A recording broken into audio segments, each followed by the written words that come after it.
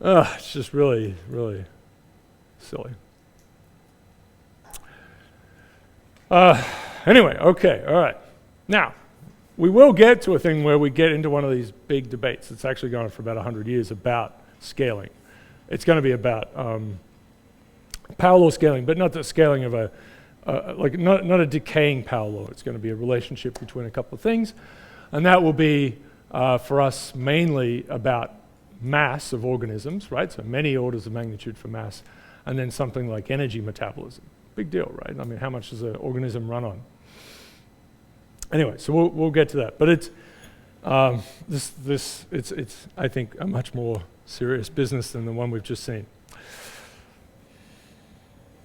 All right, optimal supply networks. There are really three pieces in this little series. We have talked about one in POX, which was the where to put your Starbucks and your schools and so on, and how these things are really distributed, which is a beautiful sequence of work, again, unfolding over many, many decades. And I think has a really nice connection to the HOP model, which we talked about as well, and machine learning in general. So we'll get to that. Pratchett. Okay. All right, branching networks are done, but we're going to talk about a certain kind of branching networks, and we're still going to talk about them, but it's going to be more about, how do these things work? Okay, so we're distributing things, right? So it could be, energy, right? Of course, we have the power grid. How do we put people around our country or within organizations? How do you distribute things, and how do you do this on the fly? Medical services, of course. But it could also be, how do we get the bananas, right, to people? They want the bananas. How do we get the coffee to them? Probably more important. So you can think about this from a big system point of view. You could have a single source to many sinks, right? So it could be something like that. So that's our heart to capillaries. We could have many sources to many sinks, right? So that could be, you could think even of, say, river networks, right? So you have lots of source the whole landscape, and you have many outlets in the end. But this could be something like also just the post office, right? Just distributing things. And of course, the web, right? So the internet. How do we structure those things well?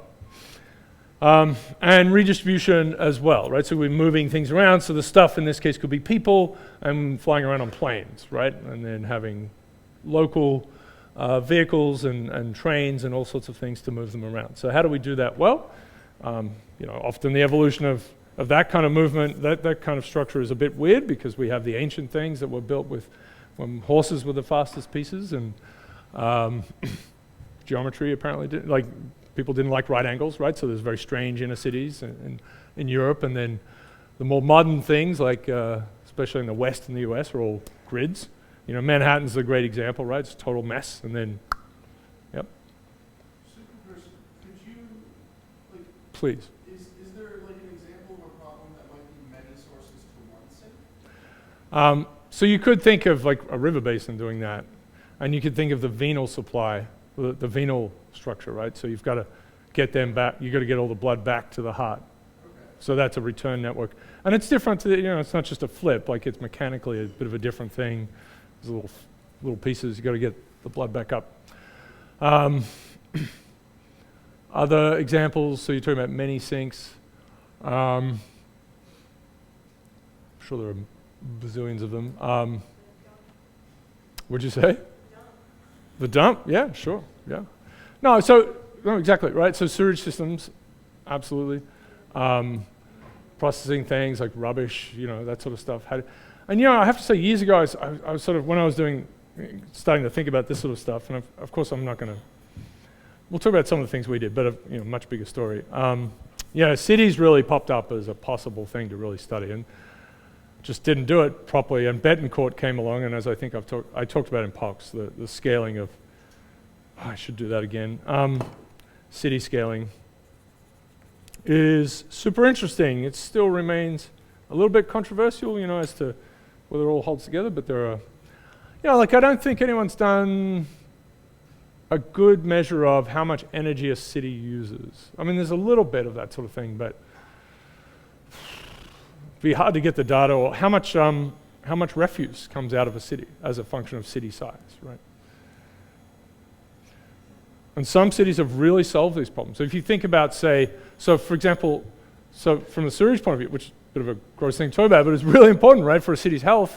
And the last 100 years, the 20th century has been about transforming cities into hygienic ones generally, right? I mean, we had to discover germ theory and that we should wash our hands, so that was a kind of a win. But you know, and then just throwing stuff out the window, that's not so great. So, but you have to have a big infrastructure to do that. And you know, New York City transformed at some point, massive effort to do that. But Seoul, for example, in the rebuilding after the Korean War, the Allies did as much as they could, but they sort of decided against putting in a really a unified sewage system. So there isn't one. And as a result, you do not drink the water there, right? Because it will burn the insides out of you. My uncle and aunt lived there actually, so we visited a couple of years ago, and you just start stinging from the shower eventually, you know, which is just like, whoa. But they have unbelievably awesome internet. And it's hard to figure out how to fix these things up. Like, you know, the Big Dig was a very overly expensive thing in Boston, right, to rectify the craziness. I mean, you're building a network structure, and it's like, we'll just, like, we can add more. Let's put them like 3 or 4 stories up. That'll look good, you know, like, right? The West Side Highway in New York City was supposed to be, well, there were ideas to put it underground, right? That's what they wanted to do. It would have been much more expensive, but it would have been much better. Anyway, so it's hard to fix these things for cities after the fact. And it turns out Seoul is the second biggest city in the world now, so that's tricky. Just spreads. Okay. So you can think of supply and collection as sort of mirror problems of sorts. I mean, obviously physics can change those things. So this is some nice general results I'll show you, right? So there's whether you have, this is a nice flip between, say you're draining something or you're supplying or whatever it is, you know, again, think of both versions, whether you build in a network structure or you just flood it, right? So I think in insects, I mean, there are tubes and stuff, but basically it's just diffusion that's at play there, right? So there isn't quite this sort of very specialized network structure that we have. I mean, it's still a network, but maybe that's not the best example. But maybe the cell examples, you know, you have lots of things diffusing and bumping into each other. The network structure is not, little bits of it, but it's not pronounced. So here's a really, this is a nice thing to play around with. Basic idea is there's going to be a cost, right? So you're moving material through a tube, or it could be traffic along a thing, as long as you can measure in some way impedance, right? So how hard is it to push stuff through? And then there's current, right? So this is going to be our flow. So that could be like actual current in an electrical circuit, or it could be volume in a hydrodynamic thing, you know, fluid through a tube. And so we know a lot about some of these things, right? Great deal. So current, and think of impedance. And so, So for electrical networks, this is squared, right? And this will be power, right? It's I squared R, if you're for electrical engineer type people. V equals IR, and we multiply by R again to get, by current again to get I squared R for power, right? So that's how much heat is lost. So then there's an issue of, depending on that exponent, you might want to get things together as quickly as possible, or you might want to keep them apart, right? So you might want to have lots of little thinner pieces, because you're eventually trying to get to a point, and you're trying to connect bring all this material to a point. So this is, say, in a 2D space to a 1D space. You know, maybe you just want it all to just sort of flow in one big lump, or maybe you want them actually to combine and make these network structures. And so this is work Marcelo Magnasco. So Magnasco is this just incredible genius character who's done all sorts of things with birdsong and hearing, but he's also behind that video I showed you from the VHS in the first lecture of that ridiculous landscape evolution story with Bruce Shaw. Anyway, he's at Rockefeller, very smart guy. Right. Okay, so the idea is they did a really full simulation, actually, varying these exponents, right? So this is how the power of the current in that cost thing. So if it's greater than 1, then you get this braided bulk flow, right? So you get material sort of streaming everywhere. This is the outlet, so it's all coming in, braiding through, and it looks like a big bulk flow.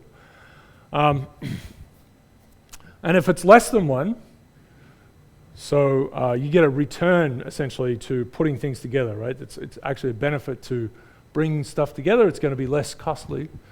Then you start to get branching structures, and then you get this is a global minimum for a branching flow. This is one example where they found the best, right? This is the lowest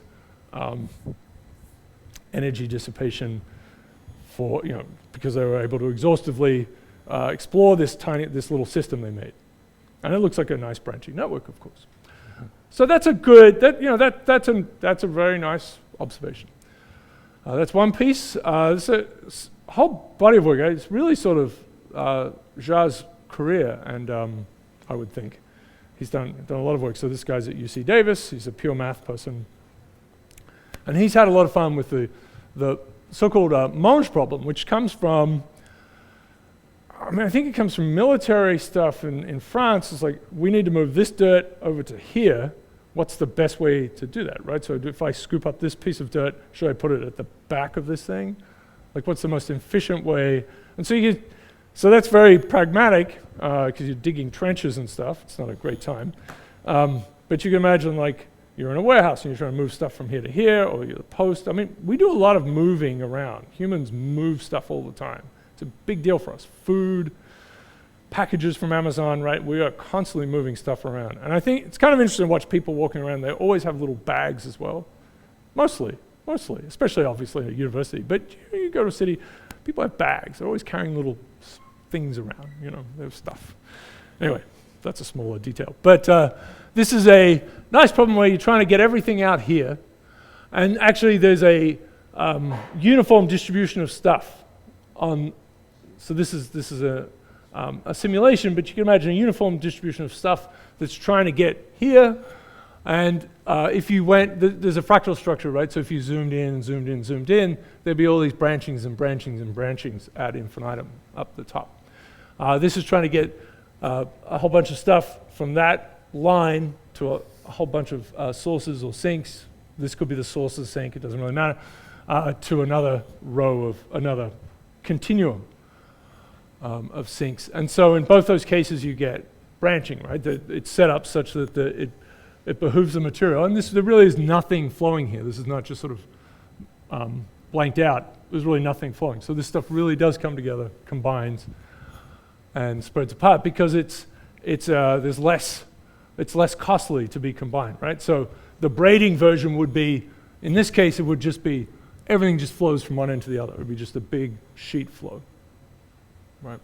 And so he played around with this, and he's got a couple of parameters. One is related to this returns to combination kind of scale thing, right? So they're joining up. But also he has another parameter that's about the angle of the branching, which is an interesting bit of complexification, and he did these really nice little things. So alpha is the one that controls the, it's like the gamma exponent. That's the one that controls the cost as a function of how much stuff is combined together.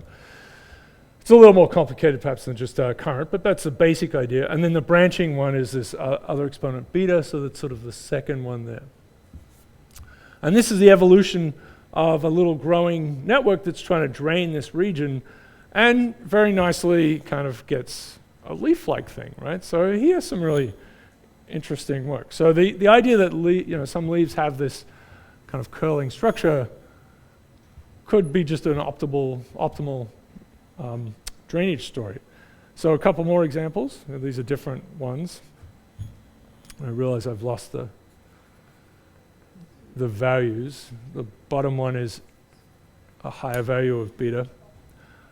And he's not saying this is how, right? I mean, but it is a little growing mechanism, so it's sort of plausible, and these are just things he found. It's pretty great. I mean, terribly real for a pure mathematician. Anyway, so, but he's done a ton of work, and it's quite technical, and it just really gets excited. Yeah, but that's a very profound kind of problem. Obviously, FedEx and UPS, the postal service to some extent, they all think about this really deeply, right? Like how do you do this optimally? I think we've maybe shown some examples, right? So is it Memphis where UPS is, I think. So, like everything comes through one point, and then they also have planes that just fly around. They just have planes that are empty flying around for redundancy. So they can just, if something goes wrong with one, they can just patch that hole. So, interesting things to think about. All right.